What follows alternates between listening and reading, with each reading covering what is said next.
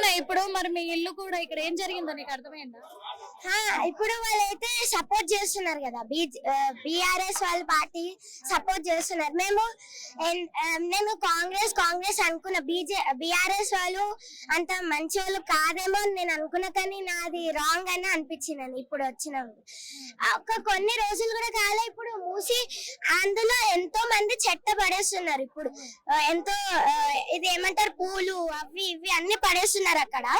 ఇప్పుడు ఇప్పుడు వాళ్ళు ఏమంటారు, డెవలప్ చేసినా కూడా మా ఫ్రెండ్షిప్, మా లైఫ్స్ అన్ని మేము ఎక్కడో ఉండాలి. మళ్ళీ నా స్కూల్, మా డాడీ ఆఫీసు అన్ని ఇప్పుడు అంతా సెటిల్ ఉన్నాక మళ్ళీ మధ్యలోకి సెటిల్ వెళ్ళాలి. మళ్ళీ ఎంత డెవలప్ చేసినా అది వేస్ట్, దానికి పడేస్తూనే ఉంటారు. బిఆర్ఎస్ వాళ్ళు ఉన్నప్పుడు దానికి ఫెన్స్ వేసిరు, అయినా కూడా దానిపైన కెంచి వేస్తున్నారు. ఫస్ట్ అది చెత్త వేసి దానికి ఫైన్ పెడితే తర్వాత డెవలప్ చేయమన్నారు. ఇప్పుడు మీ ఇల్లు కూడా మరి హైదరాబాద్లోనే ఉంది కదా, అది కూల్ చేస్తారని నువ్వు బాధపడుతున్నావు. నువ్వు ఒక్కదానివే, ఇంకా తమ్ముడు గానీ ఎవరైనా? లేదు, నేను ఒక్కదాన్ని. నాన్న ఏం చేస్తాడు? Software employee. మేమంటుంది మా మమ్మీ కూడా చాలా ఫీల్ అవుతుంది. అంటే ఇప్పుడు మొత్తం అంతా సెటిల్ ఉన్నాక దేవుడికి కూడా మొక్కుతుంది మా మమ్మీ కూడా, ఇది కావద్దు ఇది కావద్దు. సో అది ఎంత డెవలప్ చేసినా దానికి వేస్ట్ అని ఇప్పటిదాకా చూడలేదా మనం అందరం? మూసీ రివర్ అప్పట్లో నీళ్ళు తాగుతుండే, ఆ నీళ్లు ఇప్పుడేమో మనం మూసీ అంటేనే ఏమో వేక్ అని అంటాం కదా, దానికి ఏంచి ఎంత స్మెల్ వస్తుంది. ఇప్పటికే మేము సఫకేటింగ్ అయినాము, అయినా కూడా మేము ఉంటున్నాం. అది సెటిల్ అయింది, మేము ఉన్నాం, అంతేగాని మళ్ళీ దానికి గులగట్టి అవన్నీ చేసి కథలు ఎందుకు పడాలి? ఉట్టి ఉన్నది ఉంచుకోవడానికి రాదా? ఫస్ట్ ఆఫ్ ఆల్ ఇప్పుడు సీఎం రేవంత్ రెడ్డిని ఇదంతా ఆపేయమని అడుగుతున్నా. ఎందుకంటే ఇది నాకే కాదు, మా అపార్ట్మెంట్ అని కూడా కాదు, అన్ని వేరే సైడ్, అత్తాపూర్ సైడ్, లంగరావు సైడ్ అన్ని అవుతున్నాయి. అది నాకు నచ్చలేదు. ఇప్పుడు ఒక అతను విల్లాలో ఉంటారు, ఆయన విల్లా గులగట్టి 2 BHK ఫ్లాట్ ఇసి ఆయన ఊరుకుంటారా? ఊరుకోరు కదా. అట్లా ఎట్లా ఇస్తారు 2 BHK ఫ్లాట్? డబ్బులు ఏమని చెప్పండి, అప్పుడు మేము ఒప్పుకుంటాం. ఇదంతా ఆపేయాలని మరి ఎంతమంది ఫ్రెండ్స్ ఉన్నారు నాకు? మొత్తం ఆల్మోస్ట్ అపార్ట్మెంట్ అంతా ఉన్నారనమాట, గర్ల్స్ బాయ్స్ అందరితో నేను ఆడతాను. అట్లా ఏం డిఫరెన్షియేట్ నేనేం చేయను. సో నాకు అది నచ్చలేదు. అది చెప్పినప్పుడు నేను షాక్ అయిపోయినా, అది అట్లా చేస్తారని. వాళ్ళందరూ దూరం అయిపోతారని. అది దూరమైనా కూడా వాళ్ళ లైఫ్స్ మళ్ళీ మా లైఫ్స్. ఇప్పుడు మేమందరం మిడిల్ క్లాస్ కదా, ఆయన అట్లా చేస్తే బాగుంటది, ఆయన కర్మ మంచిగా వస్తుందా అని నాది డౌట్. అందుకే రేవంత్ రెడ్డిని థ్యాంక్ యూ. చూస్తున్నారు కదా, మరి చిన్న పిల్ల అయ్యుండి కూడా 6th క్లాస్ పాప, మా అపార్ట్మెంట్ అంతా కూడా, మా అపార్ట్మెంట్లన్నీ కూడా కూల్ చేస్తే నా ఫ్రెండ్స్ ఎక్కడ పోవాలి, నేను ఎక్కడ పోవాలి, మూసీ నది గురించి మాకు తెలుసు, కానీ ఆ మూసీ నదిని బాగు చేయాలి అని అంటే మాత్రం మా ఇండ్లు కూలగొట్టాల్సిన అవసరం లేదు. రేవంత్ రెడ్డి గారికి ఒకటే విన్నపం చేస్తున్నాను, మా ఈ ఇండ్లు కూలగొట్టడం అనేది ఆపేస్తే బాగుంటుంది, లేకపోతే రేవంత్ రెడ్డి సర్కార్ బాగుండదు అని ఒక చిన్న పిల్ల చెప్తున్న మాటలు కూడా వింటున్నాం. మా చెప్పండి, ఇప్పుడు బఫర్ జోన్ లో FTL లో ఉన్నాయన్నీ కూడా హైడ్రా అయితే కూల్చివేస్తుంది, కానీ ఇప్పుడు వాళ్ళకి ఏవైతే FTL జోన్ లో ఉన్నాయో వాళ్ళందరికీ కూడా ఒక 10-15 లక్షలు విలువ చేసే ఇల్లును అప్పజెప్పేసి ఇంట్లో పంపించేసి మేము మళ్ళీ కూల్చివేతలు స్టార్ట్ చేస్తాము అంటున్నారు. దీనికి మాకు అసలు ముందు గవర్నమెంట్ ఉన్నప్పుడు అయితే బఫర్ జోన్ FTL అని అయితే ఎలాంటి ఇంటిమేషన్ ఇవ్వలేదు. గవర్నమెంట్ ఉన్నప్పుడు మేము ఇంటి లోన్ తీసుకున్నప్పుడు కూడా మాకు ఇది బఫర్ జోన్ లో ఉంది, ఇది FTL లో ఉంది అని కూడా మాకు ఇంటిమేషన్ ఇవ్వలేదు. వాళ్ళు అన్ని లీగల్ గా చేసుకున్నాకనే కదా మాకు పర్మిషన్ ఇచ్చేది. వాళ్ళకి లేని క్లారిటీ మాకు మధ్యతరగతి వాళ్ళకి ఇక్కడ నుంచి వస్తుంది క్లారిటీ. అట్లాంటప్పుడు అప్పుడే మాకు లోన్ ఇవ్వకపోయి ఉంటే మాకు అయిపోతుండే కదా. ఇప్పుడు లోన్ ఇచ్చారు, మాకు EMIs ఇంకా కడుతున్నాం, ఇంకా 10-15 ఉన్నాయి, ఇంకా 10-15 years ఉంది మాకు లోన్ కట్టేది. అట్లాంటి టైంలో మీకు నోటిఫికేషన్స్ ఇస్తాము 2 days లో ఖాళీ చేయాలి అంటే, చిన్న పిల్లలు ఉన్నారు, ఆడపిల్లలు ఉన్నారు, సేఫ్టీ అనేది లేదు ఇవాళ రేపు సొసైటీలో. అట్లాంటి టైంలో మేము 2 పిల్లల్ని తీసుకొని పిల్లల ఎడ్యుకేషన్ ఏంటి, మా ఫ్యూచర్ ఏంటి అనేది మాకు ఒక పానిక్ సిచ్యువేషన్ లో పడిపోయాము. ఇంకొకటి ఏంటి అంటే, మాకు ఇప్పుడు మాకు 12 gates ఓపెన్ చేశారు. మూసీ నుంచి మీకు ప్రాబ్లం ఉంది, మేము మూసీ సుందరీకరణ చేస్తాము అని చెప్పేసి అంటున్నారు. ఇప్పుడు 12 gates ఎత్తాక కూడా మాకు ఎలాంటి వాటర్ అనేది మాకు రాలేదు మా ఇంటి దగ్గరికి. అలాంటప్పుడు మాకు ఎందుకు, మాకు ఎలాంటి సుందరీకరణ అవసరం లేదు. మేము కంప్లైంట్ ఇచ్చామా, మాకు మ్యూజిక్ దగ్గర నుంచి వాటర్ వస్తున్నాయి, మాకు సుందరీకరణ చేయండి అని మేము ఎలాంటి ఇన్ఫర్మేషన్ అయితే, ఎలాంటి కంప్లైంట్స్ అయితే ఇవ్వలేదు కదా. మాకు ఎలాంటి కంపెన్సేషన్స్ వద్దు, మాకు ఎలాంటి డబుల్ బెడ్రూమ్ ఇల్లు వద్దు, మా ఇల్లు మాకే కావాలి అంతే. అంటే అంటున్నారు ఇప్పుడు సీఎం రేవంత్ రెడ్డి గారు కానీ హైడ్రా కమిషనర్ రంగనాథ్ గారు కానీ అట్లా ఉండడము నేరము, ఇప్పుడు మూసీ నది పర్యవేక్షణలో ఉండకూడదు, మేమంటూ మీకు సేఫ్టీ జోన్ కల్పిస్తాం కదా అని అంటున్నారు. ఇప్పుడు నేరం అని చెప్తే ఎలా అండి? అది 1990s లో కూడా అప్పుడు కాంగ్రెస్ పార్టీ ఉండే, అప్పుడే వాళ్ళు డిక్లేర్ చేశారు కదా, అప్పుడే వాళ్ళు లీగల్ గా అప్రూవ్ చేసి అప్పుడే లేఅవుట్స్ ఇచ్చారు కదా. మరి అప్పుడు తెలియదా వాళ్ళకి అది FTL లో ఉంది, బఫర్ జోన్ లో ఉంది, మూసీ పరివాహకంలో ఉందని? ఇప్పుడు తెలిసిందా వాళ్ళకి? ఈ ప్రభుత్వం వచ్చాక తెలిసిందా? మాకు అలాంటి అన్ని అవసరం లేదండి, మా ఇల్లు మాకే కావాలి అంతే. మాకు ఎలాంటి కంపెన్సేషన్స్ అవసరం లేదు, ఎలాంటి డబుల్ బెడ్రూమ్ ఇల్లు కట్టేది ఉంటే మేము ట్యాక్స్లు ఎందుకు పే చేస్తామండి? ఇంత ట్యాక్స్లు ఎందుకు పే చేస్తాము? మేము రూపాయి కష్టపడి కూడా వేసుకున్న డబ్బుతోని మేము ఇప్పుడు ఇల్లులు కట్టుకొని ఈ స్టేజ్కి వచ్చాము. ఒకటేసారి పైన మీరు కట్టడానికి ఎన్ని సంవత్సరాలు పట్టిందో మాకు తెలుసు. కూలగొట్టడానికి బుల్డోజర్లు తీసుకొచ్చి ఒక నిమిషంలో కూలగొట్టేస్తారు. రోడ్ల పైన తీసుకొచ్చి రోడ్ల మీద వేస్తున్నారు. మా జీవితాలు ఏమైపోవాలి, మేము ఎట్లా బ్రతకాలి? ఇప్పుడు ఈ టైంలో మమ్మల్ని జీరో నుంచి స్టార్ట్ కమ్మంటే ఎట్లా స్టార్ట్ అవుతాం మేము? మా జీవితాలు మా పిల్లల భవిష్యత్తు ఏంది? రోడ్ల మీద పడేస్తున్నారు వచ్చి. మేము కొనేటప్పుడు ఏమి లేదండి, అసలు లేఅవుట్ లో అది లేనే లేదు. మాకు 12 గేట్స్ లిఫ్ట్ చేసినారు, ఒక్క చుక్క మాకు వాటర్ రాలేదు, మా కాళ్ళకి ఏ కష్టం లేదు, మేము ఎంతో యూనిటీగా ఉన్నాం. ఇప్పుడు వచ్చి మీరు దౌర్జన్యంగా మీ ఇల్లు గుల్ల కొట్టేస్తాం, మిమ్మల్ని తీసుకుపోయి రోడ్డు పడేస్తాం. ఇది న్యాయం కాదు, ప్రజల మీద చేసేది ఇట్లా కాదు. ఇది రావణ రాజ్యం అవుతుంది, ఇది రావణ కష్టం కావద్దు.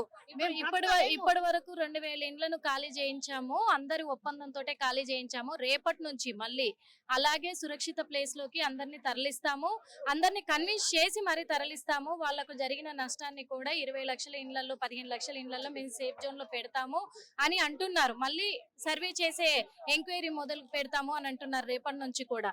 మరి రేపటి నుంచి వాళ్ళు వస్తే మీరు అంగీకరించారు? మేము మా దగ్గరికి రానివ్వము. వస్తే మా బాడీ పైన నుంచి పోవాలి వాళ్ళు ఎవరు వచ్చినా కానీ. మేము ప్రాణాలైనా తెగిస్తాం కానీ మా ఇల్లు మాత్రం మాకు వద్దు. మాకు ఎక్కడ ఇల్లు వద్దు, మాకున్న ఇల్లే మాకు కావాలి. మేము కష్టంతో కట్టుకున్న ఇల్లే కావాలి మాకు. వాళ్ళు ఇచ్చే బేడలు వద్దే వద్దు మాకు. మేము కట్టుకున్న మాకు కష్టార్జితమే మాకు కావాలి, వేరేది మాకు వద్దు. మా ఇళ్ళ దగ్గరికి వాళ్ళు రావద్దు. వస్తే మేము ఊరుకోము. టీఆర్ఎస్ ప్రభుత్వం ఇప్పుడు అండగా ఉంటాను అని అంటుంది, మీకు ఉంటదని నమ్ముతున్నామండి. ఇప్పుడు మేము ఒక్కసారి మేము పోగానే వాళ్ళు వచ్చిర్రు, మాకు సపోర్ట్ ఇచ్చారు, మాకు మారల్ సపోర్ట్ ఇచ్చారు. మేము ఎంతో ధైర్యం పడుతున్నాం. ఇంతకు ముందు ఒక మీడియా రాలే, ఎవ్వరు ఆపోజిషన్ లీడర్ రాలే, ఎవ్వరు. ఇప్పుడు వీళ్ళు వచ్చినారు, బీఆర్ఎస్ వాళ్ళు, బీజేపీ రాలే, ఎవ్వరు రాలే. మేము కూడా ప్రజలేమే కదండి. We are Indians, we are not a terrorist. మిమ్మల్ని వెళ్ళిపోమంటున్నారు, ఎందుకు వెళ్ళిపోతాం? మేము ఏం తప్పు చేసినాం? మేము ఎవరికి దౌర్జన్యం? మేము ఓట్లు వేయలేదా? మాకు ఆధార్ కార్డులు లేవా? మాకు అన్ని ఉన్నాయి. మేము టెర్రరిస్టులం కాదు, మేము నక్సలైట్లం కాదు, మేము భారతీయులం. మమ్మల్ని వెళ్ళిపోమంటే మేము ఊరుకోము. ఎన్ని సంవత్సరాలు అవుతుంది? మేము ఇక్కడ వచ్చి 15 సంవత్సరాలు అవుతుంది. ఇప్పుడు అర్ధాంతరంగా వెళ్ళిపోమంటే ఎక్కడ వెళ్ళిపోవాలా? ముళ్ళ మూట మీద కట్టుకొని మీరు ఇల్లు చూపిస్తుంటే మాకు వద్దు. మేము కట్టుకున్న ఇల్లు మాకు కావాలి. మాకు ఇద్దరు పిల్లలు చదువుతున్నారు ఇక్కడ స్కూల్ కాలేజీలలో. మాకు ఇక్కడ జీవనోపాధి ఉన్నది, మా పిల్లలు ఇక్కడ చదువుతున్నారు. మీరు వెళ్ళిపోమంటే మళ్ళీ మేము జీరో నుంచి స్టార్ట్ అయితే ఎప్పుడు స్టార్ట్ అయ్యి మా లైఫ్ సరిపోతుందా? మా లైఫ్ సరిపోదు.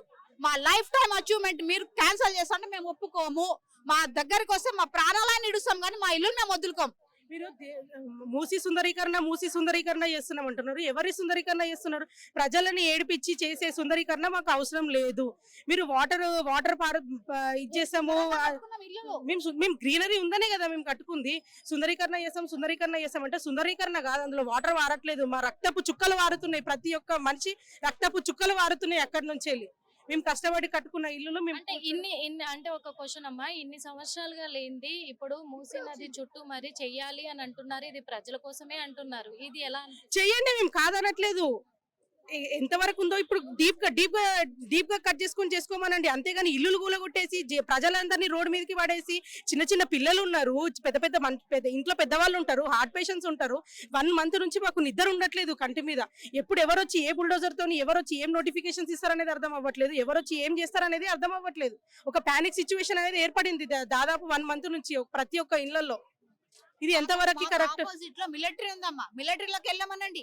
వాళ్ళకి అంత గట్స్ ఉంటే మిలిటరీని పోయి ఫైట్ చేయమనండి. మిలిటరీలో వేస్ట్ జాగుంది అటు సైడ్. మాకు అటు సైడ్ వేస్ట్ మీరు వెళ్ళండి, వాళ్ళని అడగండి. మీకు నిజంగా మీరు ప్రజలను కోరుకుంటే మిలిటరీలో ఉన్న వేస్ట్ జాగా చాలా ఎక్కర్స్ ఉన్నది, అది తీసుకోండి. మీరు దాంట్లో సుందరీకరణ చేయండి. ఆ మా జీవించి ఉన్న మా ఇళ్లను మీరు తీసుకోవద్దు. అక్కడ వేస్ట్ ఉన్నది మిలిటరీలో.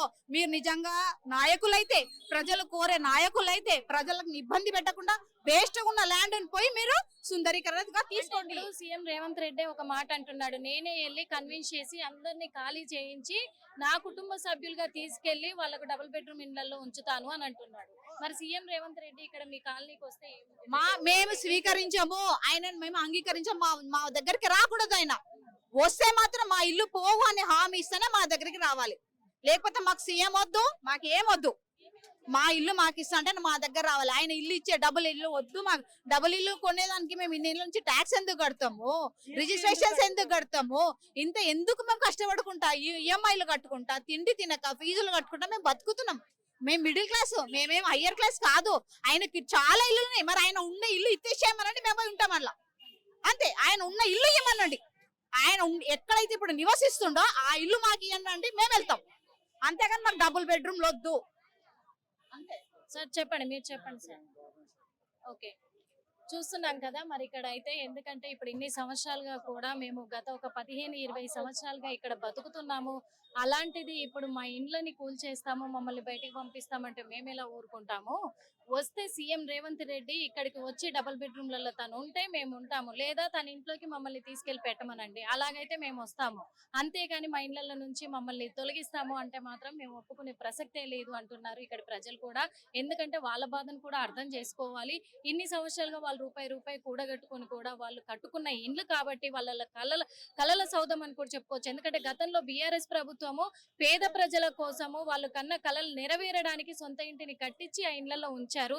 కానీ ఇప్పుడు రేవంత్ రెడ్డి మా సొంత కలను కూల్చేస్తున్నాడు అని చెప్పేసి కూడా ప్రజలైతే వాళ్ళ ఆవేదన వ్యక్తం చేస్తూ ఉన్నారు. చూస్తున్నాం కదా మరి ఇప్పటి వరకు కూడా హైదరాబాద్ ఈ పరిసర ప్రాంతాల్లో కూడా చుట్టుపక్కల లంగర్ హౌస్ ఇదంతా కూడా హరీష్ రావు అలాగే బీఆర్ఎస్ ఎమ్మెల్యేలు కూడా ఎమ్మెల్సీలు కూడా అందరు కూడా ఇక్కడికి వచ్చి మరి ప్రతి ఏరియాని కూడా మూసి పరివార్లో ఉన్నాయి, అవి కూడా నాలాల వైపు ఉన్నాయి, గవర్నమెంట్ ల్యాండ్స్ లలో ఉన్న ఇండ్లన్నిటిని కూడా వాళ్ళు పర్యవేక్షించారు.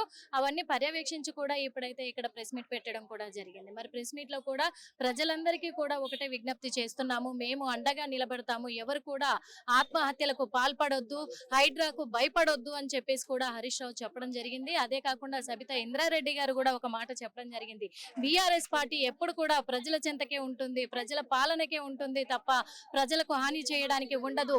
కాంగ్రెస్ ప్రభుత్వము నియమించిన ఈ హైడ్రా ఈ కార్యక్రమానికి ఎవరు కూడా భయపడొద్దు, ఆత్మహత్యలకు పాల్పడొద్దు, అందుకని నిద్రలు పోకుండా ఎవరు ఉండొద్దు, ఎవరు డ్యూటీలు వాళ్ళు చేసుకోండి. మీ ఇంటిపైకి వచ్చే ముందు మా శవాల మీద ఎక్కి ఆ బుల్డోజర్లు మమ్మల్ని దాటుకొని మీ ఇంటికి రావాలి.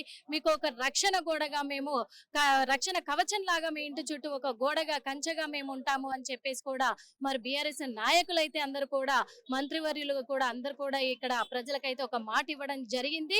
మరి ఈ హైడ్రా ఆపి వెనక్కి తగ్గేంత వరకు బీఆర్ఎస్ పార్టీ నిద్రపోదు, ప్రజల కోసం మేము పాటు పడతాము.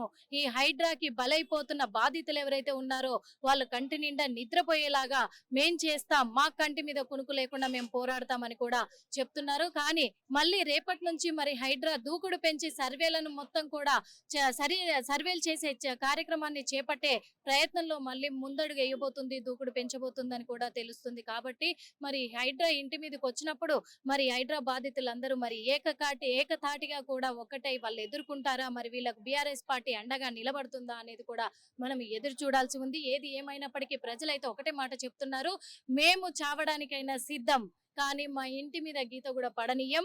అందులో ఇప్పుడు మూసీ రివర్ ను మొత్తం కూడా సుందరీకరణ చెయ్యాలి అంటే మా ఒంట్లో ఉన్న రక్తాన్నైనా ఇస్తాము, దాంతో చేసుకో రేవంత్ రెడ్డి అని హెచ్చరికలు కూడా చేస్తున్నారు. కానీ మా ఇండ్లని కూల్చేస్తే మాత్రం మర్యాదగా ఉండదు, ఈ ప్రభుత్వం మాకొద్దు అని కూడా ప్రజలు స్పందిస్తున్నారు. అలాగే వాళ్ళ ఆవేదన కూడా వ్యక్తం చేస్తున్నారు. కెమెరామెన్ అనిల్ తో నిర్మల, హిట్ టీవీ యాప్ ని డౌన్లోడ్ చేసుకోండి. ఇందులో short news, live news, entertainment movies అన్ని అవైలబుల్ గా ఉన్నాయి. Please download hit TV app. Hit TV app hit TV app ని ఫ్రీగా డౌన్లోడ్ చేసుకోండి.